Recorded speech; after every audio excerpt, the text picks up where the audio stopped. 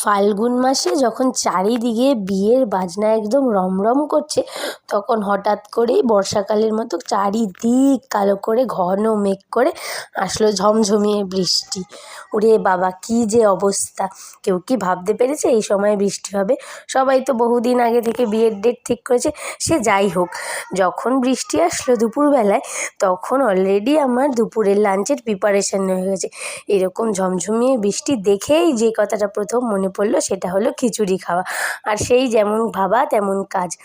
যাই হোক, আমার তখন লাঞ্চের প্রিপারেশান হয়ে গেছিলো বলে আমি ভেবেই রেখেছিলাম রাত্রে বানাবো খিচুড়ি।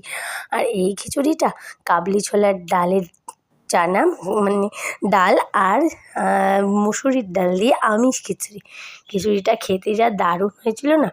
ওয়েদার এবং খিচুড়ি দুটোই জমে একদম জাস্ট ফাটাফাটি। দেখুন মিস্টারের রিয়াকশান দেখুন, খিচুড়ি খেয়ে তো একদম মন পুরো গার্ডেন গার্ডেন হয়ে গেল।